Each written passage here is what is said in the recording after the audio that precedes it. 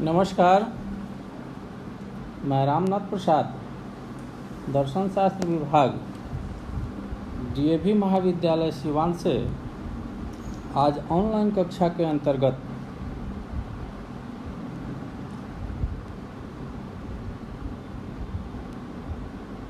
कुछ मौलिक नैतिक अवधारणाओं की व्याख्या के लिए प्रस्तुत हुआ। यह व्याख्यान 10 भागों में विभक्त है, जिसमें पहले व्याख्यान में हम लोगों ने उचित और अनुचित की अवधारणा के बारे में विचार किया गया था। हम लोगों ने देखा था कि नीति शास्त्र में उचित या अनुचित उस तरह के कार्य को कहा जाता है जो किसी नैतिक नियम विशेष या नैतिक मानदंड विशेष के अनुकूल होता है। आज हम लोग नीति शास्त्र में प्रयुक्त होने वाले शुभ की अवधारणा या गुड की अवधारणा पर विचार करेंगे और साथ ही साथ अशुभ की अवधारणा पर भी विचार करेंगे। हम good and evil as a ethical concepts शीर्षक व्याख्यान पर अपने विचार को केंद्रित करेंगे। गुड शब्द जर्मन भाषा के गट शब्द से व्युत्पन्न हुआ है। गट शब्द का अर्थ होता है किसी के लक्ष्य प्राप्त करने में सहायक होना। इस तरह गुड या शुभ वह है जो लक्ष्य प्राप्ति में सहायक होता है। इसके विपरीत इविल या अशुभ लक्ष्य प्राप्ति में बाधक होता है। इविल का सामान्य अर्थ है एसोसिएटेड विथ डेविल, अर्थात शैतान का साथ देने वाला। शुभ को सामान्य स्वीकृति प्राप्त है, अर्थात शुभ को सभी चाहते हैं परंतु अशुभ को सभी तिरस्कार करते हैं। उदाहरण के लिए रोगी के लिए दवा शुभ है क्योंकि यह रोग का निवारण करता है। रोगी के लिए शोर अशुभ है क्योंकि इससे उसको परेशानी होती है। शुभ कई प्रकार का होता है। शारीरिक शुभ शरीर संबंधी आवश्यकताओं की पूर्ति में सहायक होता है। आर्थिक शुभ वह है जो धन संबंधी आवश्यकताओं की पूर्ति में सहायक होता है। सामाजिक शुभ इसी तरह सामाजिक आवश्यकता की पूर्ति में सहायक होता है। नैतिक आदर्श या उद्देश्य की पूर्ति में सहायक कारक को नैतिक शुभ कहा जाता है। जो इस उद्देश्य में बाधक हो उसे नैतिक अशुभ कहा जाता है। गुड और इविल शब्द का प्रयोग संज्ञा और विशेषण दोनों रूपों में होता है। संज्ञा के रूप में शुभ का अर्थ है वह वस्तु जिसे हम प्राप्त करने की इच्छा रखते हैं। संज्ञा के रूप में इसका प्रयोग का उदाहरण भौतिक या आध्यात्मिक शुभ, सापेक्ष या निरपेक्ष शुभ में देखा जा सकता है। यहाँ गुड का अर्थ वह वस्तु है जिसे हम प्राप्त करना चाहते हैं, जैसे स्वास्थ्य, धन, विद्या इत्यादि। इसी तरह जिसे हम अग्राह्य समझकर त्यागने की इच्छा रखते हैं उसे इविल कहते हैं, जैसे रोग, मुकदमा, सजा, गरीबी इत्यादि। विशेषण के अर्थ में शुभ का अर्थ होता है किसी लक्ष्य, आदर्श या फल की प्राप्ति में सहायक होना, और अशुभ का अर्थ होता है लक्ष्य, आदर्श या फल की प्राप्ति में बाधक होना। संज्ञा के रूप में शुभ स्वयं शुभ है किंतु विशेषण के रूप में लक्ष्य प्राप्ति के साधन के रूप में स्वीकार किया जाता है।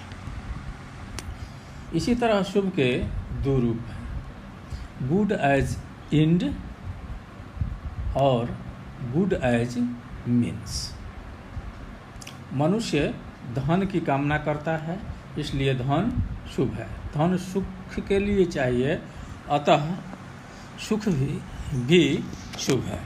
धन का धन साधन शुभ है और सुख साध्य शुभ है। यहाँ शुभ के साधन रूप और साध्य रूप को स्पष्टतः देखा जा सकता है। शुभ पुनः दो प्रकार के माने गए हैं, सापेक्ष शुभ और निरपेक्ष या सर्वोच्च शुभ। सापेक्ष शुभ इसलिए शुभ है कि इसमें किसी लक्ष्य की प्राप्ति होती है। यह शुभ साधन रूप होता है। सापेक्ष शुभ का अपना मूल्य नहीं होता है, क्योंकि वह अन्य शुभ की प्राप्ति में सहायक होता है, इसलिए इसे शुभ कहा जाता है। जैसे कोई छात्र परीक्षा पास करता है, वह मेहनत करके अच्छे अंक लाता है, उसका सर्टिफिकेट अन्य किसी उपयोग में नहीं आ सकता है, परंतु जब उसे नौकरी मिल जाती है तो वह उपयोगी हो जाता है। इस तरह परीक्षा में अच्छे अंक लाना शुभ की प्राप्ति में सहायक होता है, अर्थात परीक्षा में अच्छे अंक लाना सापेक्ष शुभ का उदाहरण है। निरपेक्ष या सर्वोच्च शुभ स्वयं में मूल्य धारण करते हैं। यह साध्य रूप गुड एज इंड है। यह किसी लक्ष्य का साधन नहीं होता है, इससे उच्च कोई दूसरा आदर्श नहीं होता है, यह चरम आदर्श होता है। यही निरपेक्ष सर्वोच्च शुभ है। इससे प्राप्त करने के लिए सापेक्ष शुभ को अपनाया जाता है। जो शुभ अन्य शुभ का साधन नहीं होता है वही सर्वोच्च शुभ है, जैसे सुख, सुख, मोक्ष इत्यादि। साधन शुभ और सर्वोच्च शुभ एक एक का संबंध नहीं है। साधन शुभ की लंबी श्रृंखला पाई जाती है। सभी कर्म उद्देश्यपूर्ण होते हैं, यह किसी लक्ष्य की प्राप्ति के लिए होते हैं, परंतु ये लक्ष्य भी किसी न किसी अन्य लक्ष्य के साधन होते हैं। फिर वह लक्ष्य भी किसी उच्चतर लक्ष्य का साधन होता है। यह श्रृंखला बढ़ती जाती है, परंतु यह अनंत नहीं होती है। अनंत होने पर अनवस्था दोष होता है। ऐसी स्थिति में सभी कर्म निरर्थक हो सकता है। इसलिए यह माना जाता है कि इस श्रृंखला का अंत सर्वोच्च शुभ में होता है। यह जीवन का चरम लक्ष्य है। इससे बड़ा कोई लक्ष्य नहीं होता है। यह स्वयं साध्य है, किसी का साधन नहीं है। अलग अलग दार्शनिक संप्रदाय अलग अलग सर्वोच्च शुभ को स्वीकार करते हैं। शुभ का वर्गीकरण अन्य प्रकार से भी किया जाता है। कुछ दार्शनिक शुभ को आत्मगत शुभ और अनात्मगत शुभ दो प्रकार का मानते हैं। आत्मगत शुभ उसे कहते हैं जिसे व्यक्ति अपने लिए चाहता है। अनात्मगत शुभ उसे कहते हैं जिसे व्यक्ति दूसरों के लिए चाहता है। ये दोनों शुभ विरोधी नहीं हैं, बल्कि अन्योन्याश्रय रूप से निर्भर हैं, एक दूसरे के लिए पूरक हैं। अंततः सर्वोच्च शुभ में इनकी परिणति हो जाती है। इस प्रकार हम देखते हैं कि शुभ की अवधारणा नीतिशास्त्र की महत्वपूर्ण अवधारणा है, जिसके आधार पर किसी व्यक्ति के कर्म पर नैतिक निर्णय दिया जाता है। इसमें कर्म के फल पर विचार किया जाता है। अगर कर्म का फल अच्छा होता है तो उस कर्म को शुभ माना जाता है, और कर्म का फल अगर बुरा होता है तो उसे अशुभ माना जाता है। अगर कर्म शुभ फल की प्राप्ति में सहायक है तो उसे शुभ कर्म कहा जाता है।